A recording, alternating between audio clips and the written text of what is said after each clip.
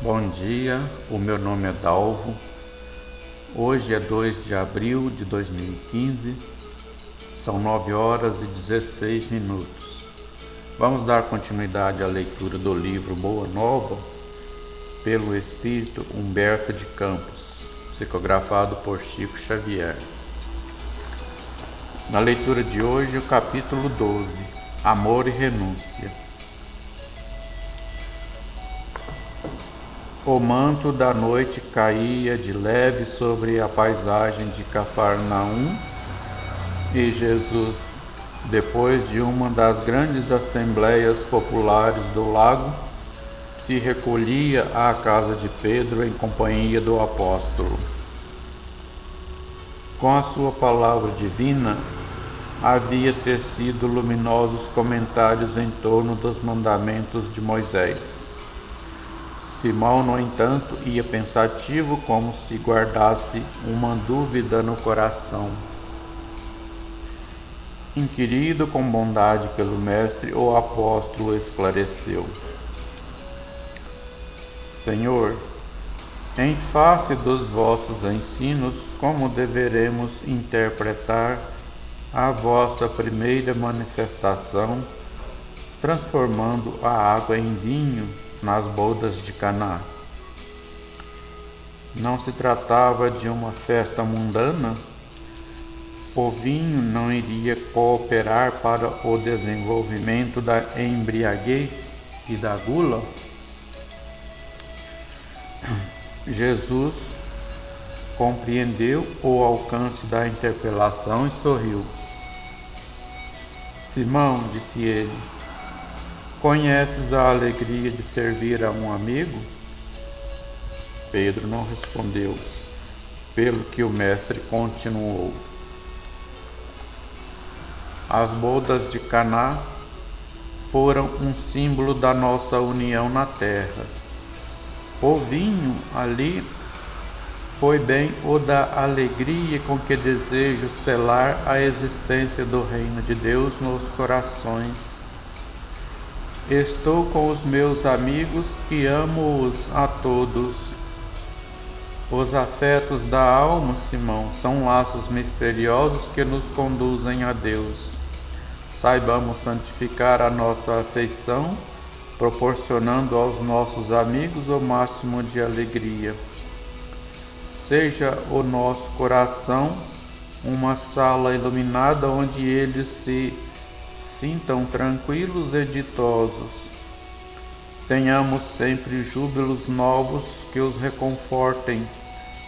Nunca contaminemos a fonte de sua simpatia com a sombra dos pesares. As mais belas horas da vida são as que empregamos em amá-los, enriquecendo-lhes as satisfações íntimas.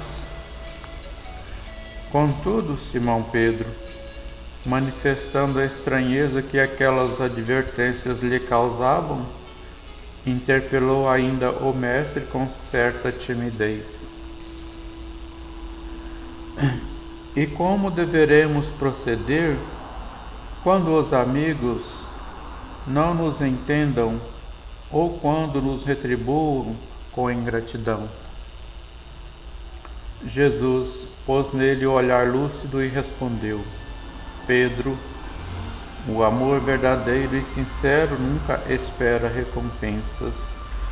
A renúncia é o seu ponto de apoio, como o ato de dar é a essência de sua vida. A capacidade de sentir grandes afeições já é em si mesma um tesouro. A compreensão de um amigo deve ser para nós a maior recompensa.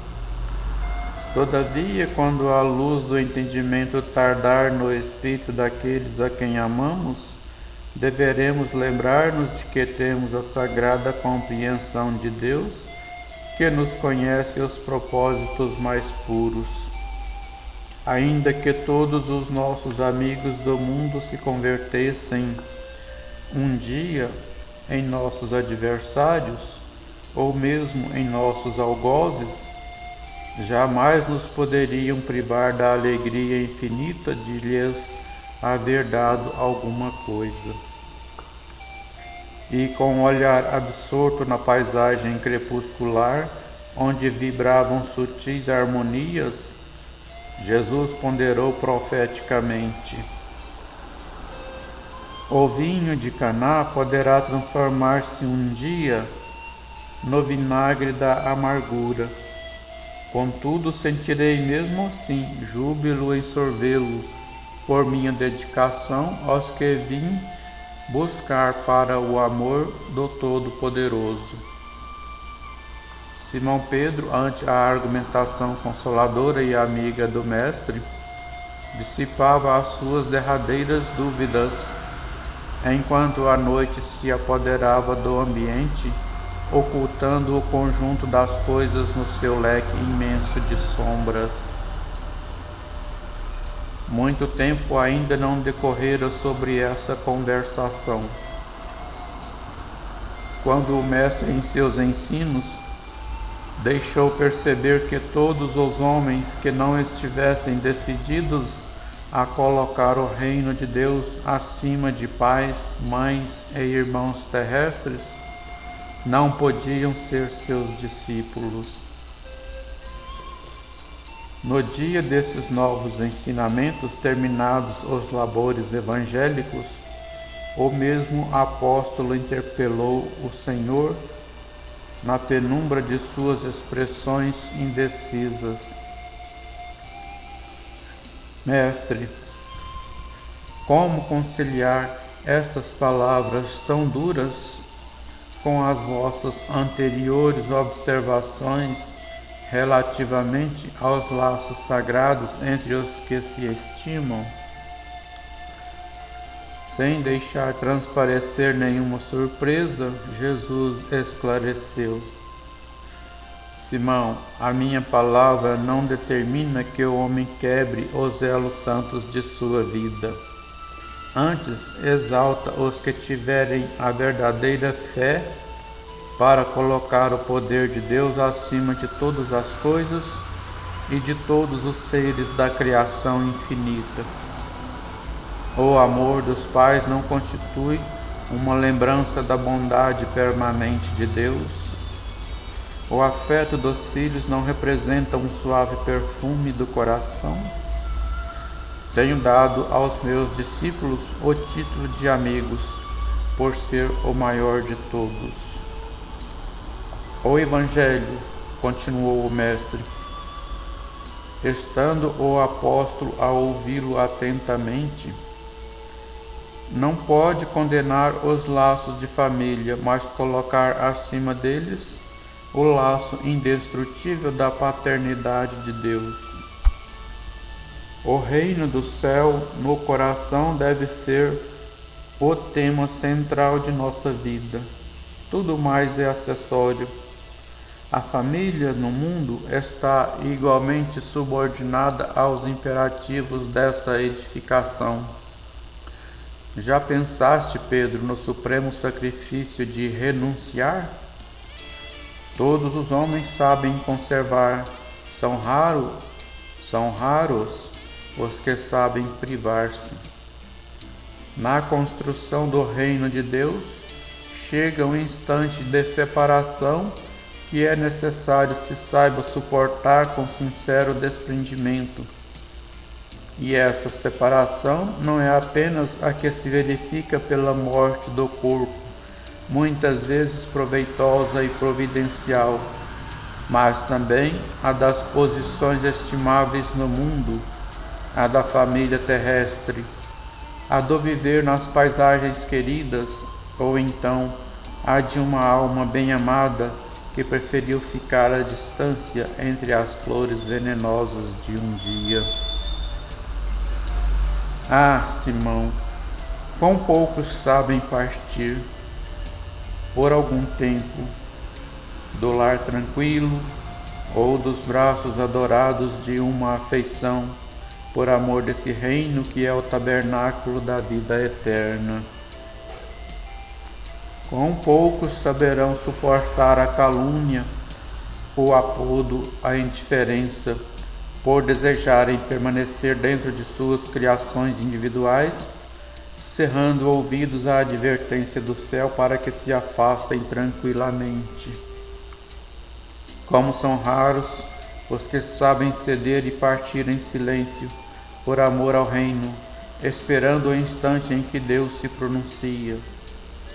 Entretanto, Pedro, ninguém se edificará sem conhecer essa virtude de saber renunciar com alegria em obediência à vontade de Deus. No momento oportuno, compreendendo a sublimidade de seus desígnios.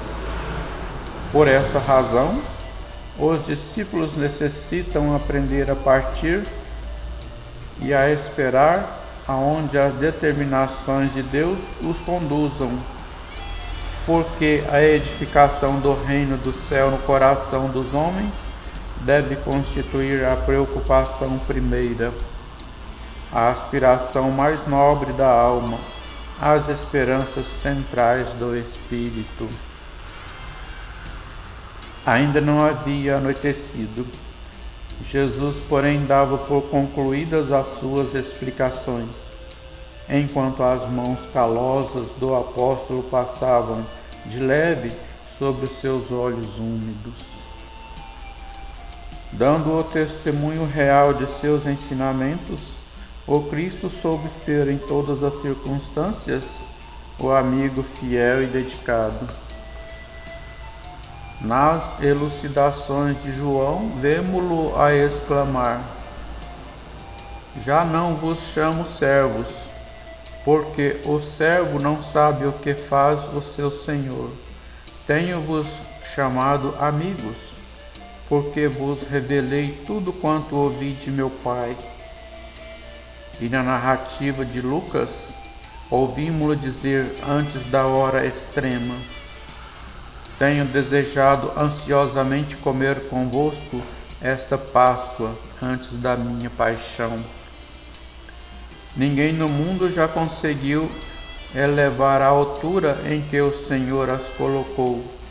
A beleza e a amplitude dos elos afetivos, mesmo porque a sua obra inteira é a de reunir pelo amor todas as nações e todos os homens no círculo divino da família universal, mas também por demonstrar que o reino de Deus deve constituir a preocupação primeira das almas. Ninguém como ele soube retirar-se das posições no instante oportuno em obediência aos desígnios divinos. Depois da magnífica vitória da entrada em Jerusalém, é traído por um dos discípulos amados. Negam-no os seus seguidores e companheiros. Suas ideias são tidas como perversoras e revolucionárias. É acusado como bandido e feiticeiro. Sua morte passa por ser a de um ladrão. Jesus, entretanto, ensina às criaturas nessa hora suprema a excelsa virtude de retirar-se com a solidão dos homens, mas com a proteção de Deus. Ele que transformara toda a Galileia numa fonte divina, que se levantara com desassombro contra as hipocrisias do farisaísmo do tempo, que desapontara os cambistas no próprio templo de Jerusalém, como advogado enérgico e superior de todas as grandes causas da verdade e do bem, passa no dia do Calvário em espetáculo para o povo, com a alma num maravilhoso e profundo silêncio. Sem proferir a mais leve acusação, caminha a humildade.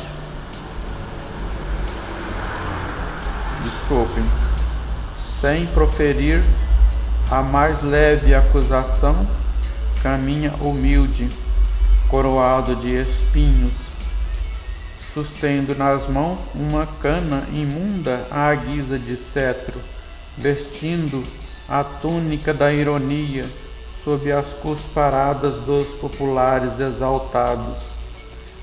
de faces sangrentas e passos vacilantes, sob o peso da cruz, vilipendiado sem articular uma queixa.